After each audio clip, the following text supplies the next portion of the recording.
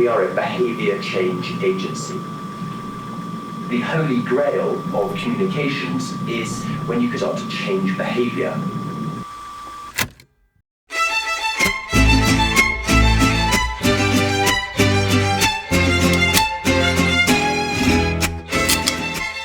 En el año 2010, en Trinidad y Tobago, se produce uno de los terremotos electorales más grandes que se recuerdan en esta pequeña nación caribeña.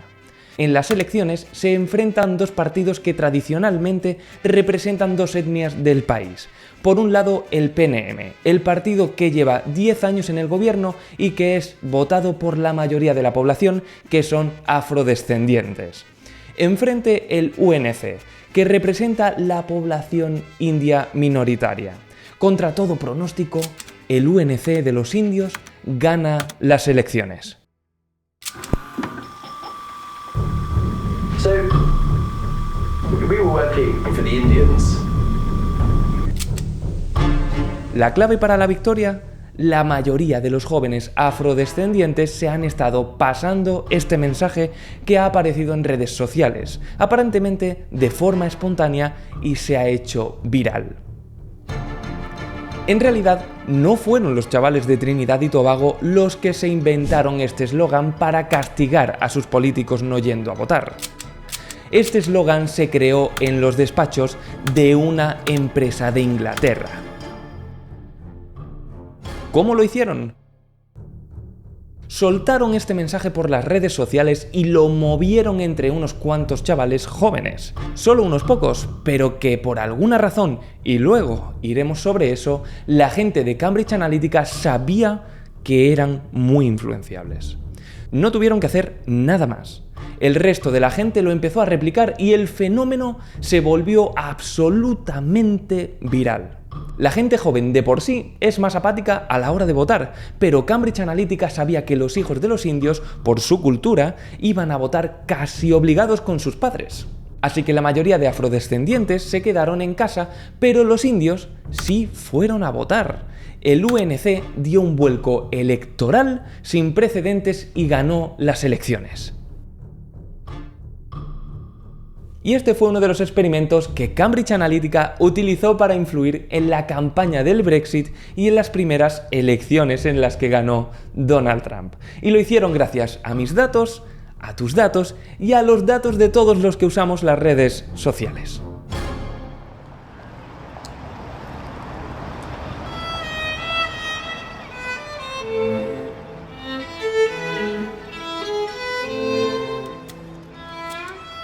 Cambridge Analytica se fundó en 2013 en Londres como una subsidiaria de una empresa británica más grande llamada SCL Group. El director y personajazo de Cambridge Analytica es Alexander Nix. Este hombre de aquí es el que protagoniza el escándalo que veremos a lo largo del vídeo, pero no adelantemos acontecimientos. Desde sus inicios, Cambridge Analytica tenía un objetivo ambicioso: cambiar la forma de planificar las campañas políticas. Tradicionalmente, las campañas dependían de encuestas y anuncios en medios de comunicación tradicionales, que intentaban llegar al público general.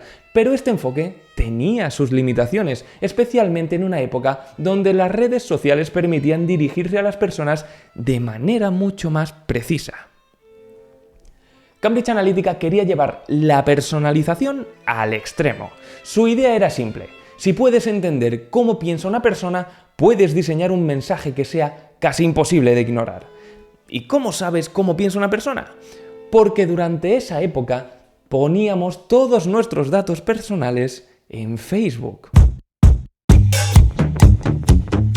Mira, resulta que Cambridge Analytica tenía un algoritmo que sacaba perfiles psicológicos de la gente solo con lo que hacían en Facebook. ¿Cómo lo hacían? Pues usaban una prueba de personalidad muy conocida en psicología: los 5 grandes. Esta te califica en 5 áreas: si te gustan las cosas nuevas, si eres organizado o perfeccionista, si eres fiestero o no, si eres buena persona y solidario, y si te preocupas o te enfadas fácilmente. Combinando esos rasgos se crean tipos de personalidad. Por ejemplo, alguien aventurero sería abierto a nuevas experiencias, algo nervioso y un amante de la variedad. Un protector es bueno, extrovertido y siempre pensando en los demás. O un perfil de líder como un ejecutivo, que es organizado y súper abierto a nuevas ideas. Y lo más loco, el algoritmo era increíblemente preciso. Con solo 10 me gusta en Facebook ya sabía más de ti que tus compañeros de trabajo. Si tenía 150 me gusta, te conocía mejor que tus padres y con 300 entendía mejor tu personalidad que tu pareja. Este método iba más allá de la segmentación demográfica tradicional, que solo considera aspectos como la edad, el género o la ubicación. O sea, era un método realmente universal. Cambridge Analytica alardeó de tener 5.000 datos específicos sobre cada votante estadounidense. Pero, un momento, vale, en las redes sociales metes cosas como tu fecha de nacimiento, tu país, pero 5.000 tipos de datos distintos de cada persona, no puede ser, esto es una locura. Pues agárrate que viene en curva.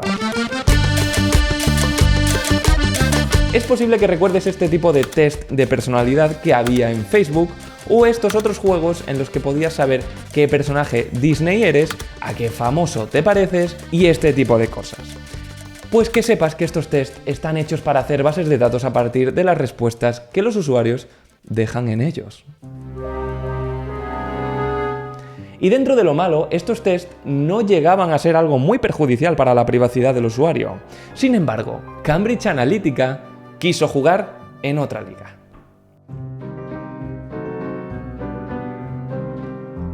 This is My Digital Life fue una aplicación desarrollada por Alexander Kogan, que se encargaba de recopilar los datos de los usuarios con un simple cuestionario para construir perfiles psicológicos. Hasta ahí, todo guay, aunque ya empieza a oler raro. La aplicación fue descargada 270.000 veces y consiguió los datos de hasta 87 millones de perfiles en Facebook. O sea, 270.000 descargas, pero pilló datos de 87 millones de personas.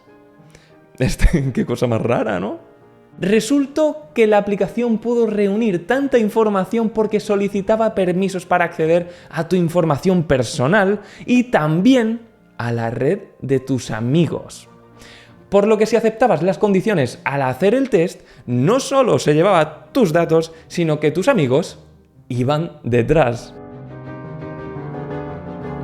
Entre la información que recabó la aplicación se encuentra la información personal de los perfiles, actualizaciones de estado, me gusta y en algunos casos mensajes privados. Con este pedazo de base de datos, Kogan la vendió a Cambridge Analytica, pero esto violaba la política de Facebook. Los datos recopilados solo pueden ser usados para propósitos dentro de la misma aplicación y no pueden ser transferidos o vendidos.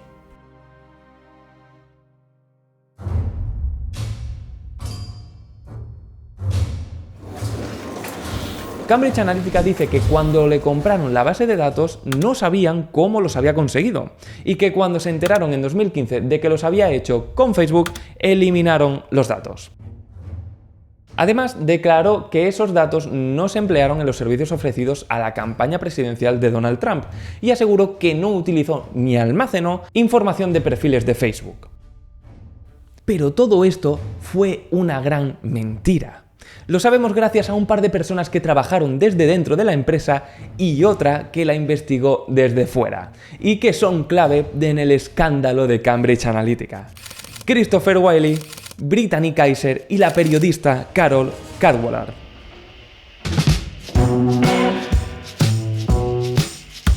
Christopher Wylie, un joven canadiense super pro en análisis de datos, fue una figura central en la creación de Cambridge Analytica. Con solo 24 años, su misión era desarrollar un sistema que pudiera aprovechar la información personal de los usuarios para influir en su comportamiento político. Como arquitecto principal de la estrategia de datos de la compañía, Wylie ayudó a diseñar herramientas que combinaban psicografía y macrodatos para dirigir mensajes políticos altamente personalizados. Exactamente, él fue quien encargó a Alexander Kogan desarrollar la aplicación This is My Digital Life para recopilar esos datos. Wiley trabajó para candidatos republicanos estadounidenses afiliados al Tea Party en las elecciones de Estados Unidos de 2014 y en campañas de desinformación para partidos políticos en Nigeria, Kenia, Ghana y efectivamente Trinidad y Tobago.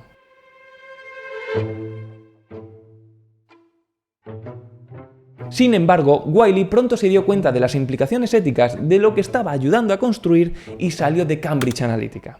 La compañía no solo estaba recopilando datos sin consentimiento, sino que también estaba aplicándolos en contextos altamente controvertidos, como las elecciones presidenciales de Estados Unidos en 2016 y el referéndum del Brexit en Reino Unido. Estas herramientas se usaron para identificar votantes indecisos y bombardearlos con propaganda diseñada para manipular sus decisiones. En 2018, Wiley habló con The Guardian y The New York Times, revelando cómo Cambridge Analytica había recopilado datos de más de 87 millones de personas sin su permiso. Fue un bombazo, pero aquí no termina la cosa. Por otra parte tenemos a Brittany Kaiser, exdirectora de desarrollo comercial de Cambridge Analytica. Kaiser era parte del equipo que vendía los servicios de Cambridge Analytica a campañas políticas y gobiernos. Les prometían algo increíble: usar datos personales para ganar elecciones. Lo que no contaba era que los datos se obtenían de manera poco ética. ¿Cómo? Efectivamente, this is my digital life. Lo que Brittany reveló es que esta información se usaba para dividir a las personas. A los votantes se les clasificaba según sus miedos, deseos y prejuicios, y luego se les bombardeaba con mensajes diseñados para influir en ellos. Por ejemplo, durante la campaña de Trump, Cambridge Analytica envió mensajes sobre la inmigración, el derecho a portar armas y mensajes desprestigiando a Hillary Clinton, por entonces la oposición a Trump, directamente a votantes indecisos en estados clave. Esos votantes la replicaban y otros indecisos la compartían y la amplificaban. Era como un virus que se iba extendiendo. Brittany finalmente dio un giro y decidió contar la verdad. En entrevistas y en el documental de Netflix, El Gran Hackeo, explica cómo funcionaba la maquinaria interna de Cambridge Analytica. Incluso compartió correos y documentos que probaban hasta qué punto llegaba la manipulación. Todo este fango que salió a la luz es una locura. Alexander Nix, recordemos que era el CEO de Cambridge Analytica, tenía muchísimo que explicar y borrar esta mancha de su currículum era casi imposible. Entonces llega nuestra tercera protagonista en la caída de Cambridge Analytica, Carol Cadwalladr. Carol Cadwalladr es una periodista británica que trabajó muy duro para que esta historia llegara al mundo. Todo comenzó cuando investigaba el referéndum del Brexit de 2016. Carol notó que algo estaba pasando con las campañas digitales. Mensajes demasiado convenientes según el usuario, mucha desinformación y anuncios que parecían venir de la nada. Empezó a excavar y encontró una conexión con Cambridge Analytica. No tardó en convencer a Christopher Wylie para colaborar en su investigación. En 2018 publicó un reportaje en The Guardian basado en las confesiones de Christopher Wylie. Gracias a su trabajo se supo que Facebook había permitido, aunque fuera de manera negligente, que Cambridge Analytica recopilara datos personales de millones de personas. Gracias a estos tres ingredientes, gracias a estas tres personas, se había destapado por completo Cambridge Analytica. Todo esto, por supuesto, tuvo una serie de consecuencias.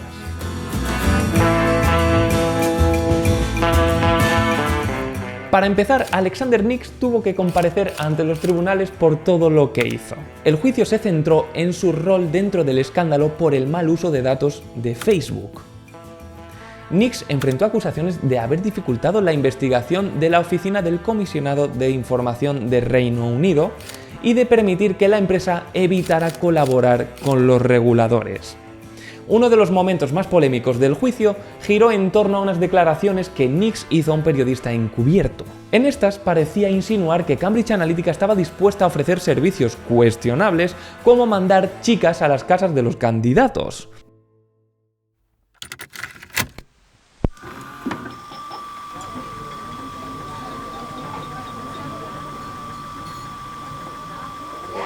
send some girls around to the candidate's house. We have lots of history of things. Nix defendió que sus palabras habían sido manipuladas en la edición del vídeo y que todo lo dicho era simplemente una conversación hipotética. El caso también exploró cómo las decisiones de Nix influyeron en la caída de Cambridge Analytica. Los demandantes afirmaron que su actitud poco colaborativa con la ICO y sus declaraciones públicas terminaron dañando la imagen de la empresa de manera irreparable. Esto contribuyó a que Cambridge Analytica se declarara en bancarrota por toda la presión mediática y judicial que estaba recibiendo la empresa. Por su parte, Facebook tampoco salió bien parada de todo esto. Mark Zuckerberg, CEO de la compañía, se enfrentó a una presión abrumadora para responder por las acciones de su empresa y tuvo que testificar ante el Congreso de los Estados Unidos en abril de 2018. Zuckerberg comenzó su testimonio con una disculpa. Afirmó que Facebook no había tomado una visión amplia de su responsabilidad y que había sido un error enorme. Mencionó que Facebook estaba tomando medidas para prevenir futuras violaciones de datos, incluyendo la revisión de miles de aplicaciones para asegurarse de que no se estaban utilizando de manera inapropiada. La Comisión Federal de Comercio de Estados Unidos ordenó a la red social a pagar 5.000 millones de dólares como sanción por las malas prácticas en el manejo de la seguridad de los datos de los usuarios. En Reino Unido, la Oficina del Comisionado de Información también multó a Facebook con unos 565.000 euros. Y eso que era la cantidad máxima permitida bajo las leyes británicas vigentes en ese momento. Si no, le hubiera caído una bien gorda. Para muchos sus disculpas representaron solo un gesto superficial. La desconfianza hacia Facebook creció significativamente, lo que llevó a un movimiento de usuarios que promovía eliminar sus cuentas bajo el hashtag #DeleteFacebook. A raíz del escándalo se implementaron varias regulaciones y medidas para proteger los datos privados de los usuarios. En la Unión Europea, el Reglamento General de Protección de Datos entró en vigor en mayo de 2018. Este reglamento otorga a los usuarios más derechos sobre sus datos personales y establece estrictas obligaciones para las empresas que manejan dichos datos. Las empresas deben tener el consentimiento explícito de los usuarios antes de recopilar y utilizar sus datos y deben informar a los usuarios sobre cómo se utilizan sus datos. En los Estados Unidos, el estado de California aprobó el CCPA, que entró en vigor en enero de 2020. Este acto otorga a los residentes de California el derecho a saber qué datos están recopilando las empresas, a solicitar la eliminación de sus datos y a optar por no vender sus datos.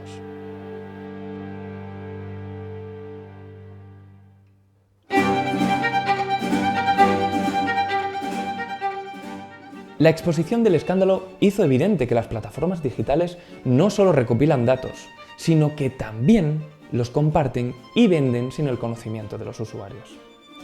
Esto lo vivimos a día de hoy con llamadas de números desconocidos, ya sean de empresas para vendernos servicios o para estafarnos dinero. Esto subraya la importancia de leer los términos y condiciones, limitar el acceso de las aplicaciones a nuestra información y ser más conscientes de lo que compartimos en línea. El uso indebido de datos personales puede tener consecuencias desastrosas, desde influir en la opinión política de la gente hasta fomentar divisiones sociales y amplificar la desinformación. Cambridge Analytica mostró cómo estos datos pueden convertirse en armas poderosas para quienes tienen los recursos para explotarlos. El caso de Cambridge Analytica nos permite hacer una lectura importante. Los datos son poder y el daño que se puede causar por usarlos indebidamente es atroz. La manipulación de datos para alterar elecciones y decisiones políticas es una amenaza a la democracia y a nuestra autonomía personal. Nuestra privacidad es muy valiosa. Es nuestra identidad, nuestros pensamientos y nuestras decisiones lo que está en juego. Así que la próxima vez que estés a punto de hacer clic en un test, aceptar los términos de una aplicación o aceptar cookies sin ton ni son, recuerda esta historia y piensa en cómo podría afectarte. Chataquero, no me quiero ir sin que me digas una cosa con total sinceridad. ¿Qué test de personalidad has hecho en Facebook u otra red social? En mi caso, recuerdo que hice uno de Harry Potter y me salió que era Harry, aunque ya me gustaría.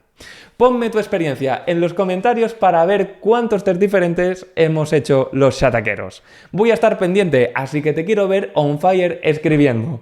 Nos vemos en el siguiente vídeo. ¡Chao!